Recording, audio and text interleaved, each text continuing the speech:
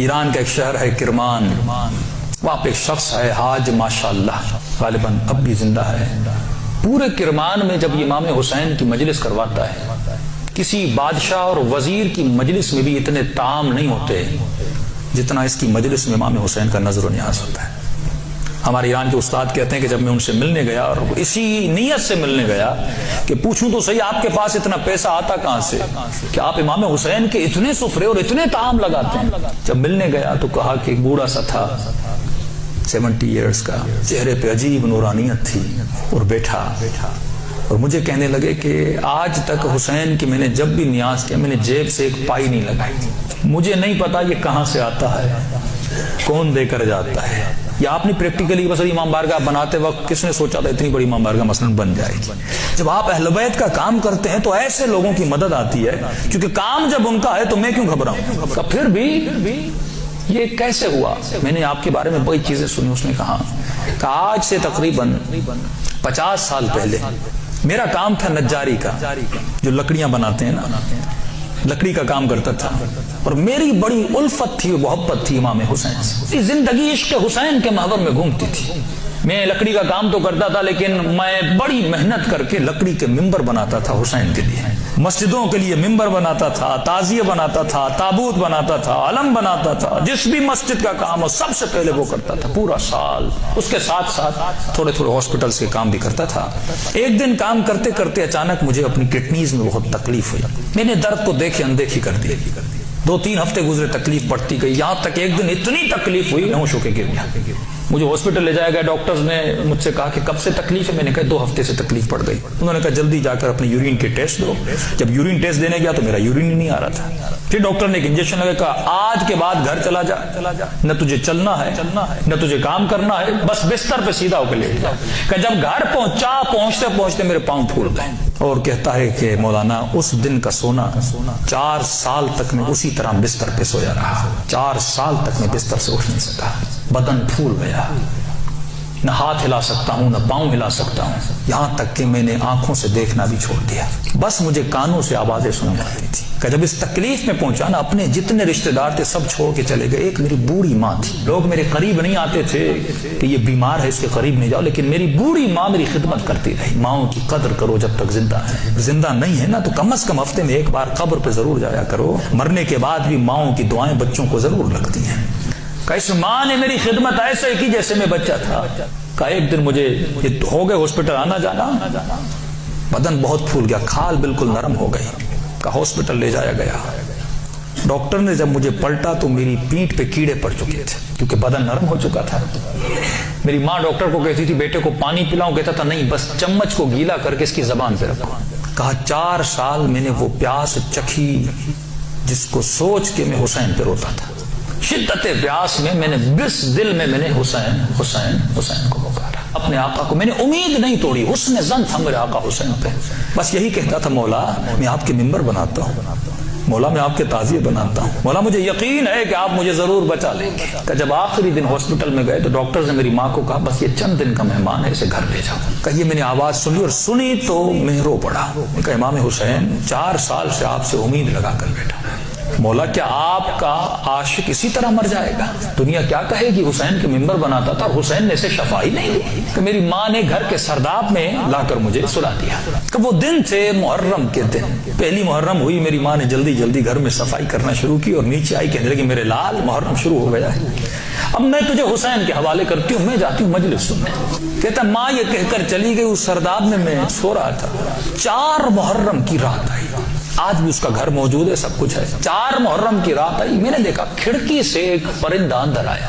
کہتے تب تک کان کام کرتے تھے، لیکن جیسے یہ پرندہ آیا میری آنکھوں نے دیکھنا شروع کیا۔ لیکن یہ عجیب کبوتر تھا، اس کے 3 پر تھے، سفید تھا، سبز تھا اور لال پر تھا۔ میں نے زندگی میں ایسا کبوتر دنیا میں کہتا میں نے نہیں دیکھا، پنجے اس کے لال تھے۔ آیا اور آ کر میرے سرانے پہ بیٹھ گیا۔ بیٹھنے کے بعد اس نے کلام کرنا شروع کیا، میرے کانوں میں آواز دے کر کہا تجھے پیاس لگی ہے، کچھ کھاؤ گے، کچھ پیو گے؟ 4 سال سے زبانوں پہ تالا لگا تھا، پر اب یہ تالا کھل گیا۔ میں نے کہا مجھے بہت پیاس لگی ہے، اتنے سالوں سے پیاسا ہوں۔ پتہ نہیں اس کی چونچ میں کیا تھا، اس نے میرے منہ میں ڈالا، بس وہ بدن میں جانا تھا، ایک عجیب سی فرحت مجھے ملی۔ پھر وہ پرندہ اڑا اور اڑ کے سامنے کرسی تھی اس پہ بیٹھ گیا. اب میں کہہ رہا اپنے ذہن میں یہ کہہ رہا تھا کہ مولا حسین اگر تو نے بھیجا ہے تو یہ اڑ کے میرے پاس آئے گا یا میرے بستر کے نیچے جائے گا, اگر تو نے نہیں بھیجا یہ اڑ کے چلا جائے گا. اتنا کہنا تھا, وہ پرندہ اڑا اور میرے بستر کے نیچے جا کر بیٹھ گیا. کہ بس اتنا ہوا, لیکن ابھی بھی بستر پہ لیٹا ہوا ہوں, لیکن تھوڑی فرحت مجھے مل چکی ہے. اب سوچ رہا ہوں یہ پرندہ کون ہے, کہاں سے آ رہا ہے. اتنے میں صبح ہوئی, میری ماں نیچے سرداب میں آئی اور اس کے ہاتھ میں رومال تھا. پہلے زمانے میں جب لوگ روتے تھے تو ایک رومال رکھتے تھے. کہ جلدی دوڑی آئی اور گیلا سا رومال تھا, اس نے اس رومال کو میرے اوپر نچوڑنا شروع کیا. میں نے کہا کہ اماں یہ کیا ہے؟ کہا یہ حسین کے غم میں جو آنسو بہائے نا تیرے بدن پہ مل رہی ہو تاکہ خدا تجھے شفا دیتے. کہ یہ کہہ کر میری ماں چلی گئی. جیسے جا رہی تھی میں نے کہا اماں اگر زحمت نہ ہو, ایک کبوتر ہے اس بستر کے نیچے, اگر زحمت نہ ہو اس کے لیے تھوڑا دانا اور پانی رکھ لو. ماں نے کہا کبوتر کہاں سے؟ کہا بس رکھ لو. ماں آئی اور اس نے نیچے دانا رکھا, پانی رکھا, چلی گئی. غالباً 10 محرم کا دن ہوا. اب یہ 10 یا 14 اس کے بیچ میں کہتا ہے دن ہوا. عاشورہ کا دن ہوا. میں نے کہا مولا حسین آپ کی عاشورہ بھی آ گئی, اب بھی مجھے شفا نہیں دو گے؟ کہا رو ہی رہا تھا کہ اچانک میرے کمرے کا دروازہ کھلا اور میں نے ایک نورانی شخص کو اندر آتے ہوئے دیکھا. کہ تب بستر کے ساتھ جو کرسی تھی وہاں آ کر بیٹھ گئے. بس میں نے چہرہ دیکھ کے سمجھ گیا یہ میرا حسین ہے. کہتا مجھے نہیں پتا میں نے کیسے سمجھا, لیکن میں نے دیکھا, میں سمجھ گیا یہ میرا آقا حسین ہے. کہہ رہا جیسے میں نے امام حسین کو دیکھا, خود کہتے میں نے مولا کا یہ بازو پکڑ لیا اور بازو کو پکڑ کے میں نے حسین کو لپٹنے کی کوشش کی. کبھی بازو کا بوسہ لے رہا تھا, کبھی ہاتھوں کا بوسہ لے رہا تھا. کہتا جب میں نے ہاتھ دیکھے نا تو مولا کی انگلیاں کٹی ہوئی تھی. میں نے کہا میں قربان جاؤں میرے آقا, 4 سال سے انتظار ہے, میری جان آپ پہ فدا مولا, اتنی دیر لگا دی اپنی زیارت کرنے. امام حسین نے اپنا ہاتھ میرے سر پہ پھیرنا شروع کیا. کہا آج ماشاءاللہ ہم آ گئے, ہمارا انتظار تھا, ہم آ گئے, تیرا انتظار ختم ہو گیا, بتا تجھے کیا چاہیے. میں نے کہا میں نہیں بتاؤں گا, آپ کو پتا ہے مجھے کیا چاہیے. آپ میرے حال کو دیکھ رہے, میں زبان سے کچھ نہیں مانگوں گا, آپ کو پتا ہے کہ مجھے کیا چاہیے. اتنا کہنا تھا, حسین نے میرے وجود پہ ہاتھوں کو پھیرنا شروع کیا. میرے ہاتھوں کو پھیرا, میرے کاندھوں کو پھیرا, میرے جسم پہ ہاتھ لگائے. کہا آج ماشاءاللہ جو تجھے چاہیے تھا حسین نے دے دیا. میں نے کہا آقا آپ کا بہت شکریہ. کہ مولا میں نے ایک نظر کی تھی. کیا کی تھی؟ آج ماشاءاللہ مولا میں نے نظر کی تھی, اگر آپ مجھے شفا دیں گے میں 10 دن آپ کا نیاز کروں گا, 10 دن مجلس کروں گا اور 10 دن آپ کا نیاز کروں گا. امام حسین نے کہا آج ماشاءاللہ 10 دن اپنی طرف سے کرنا, 8 دن میری طرف سے کرنا. کہا مولا 8 دن کس چیز کے؟ کہا آج ماشاءاللہ 10 دن تو حسین کے لیے کرے گا اور 8 دن میری طرف سے میری اماں زہرا کے لیے کرے گا. کہتا یہ کہہ کر حسین چلے گئے اور جب چلے تو میں رونے لگا.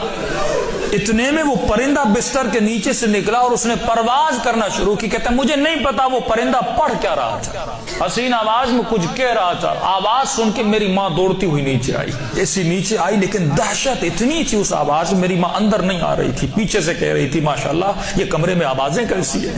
میں رو کر کہہ رہا تھا اماں اندر آ جاؤ, حسین نے مجھے شفا دے دی.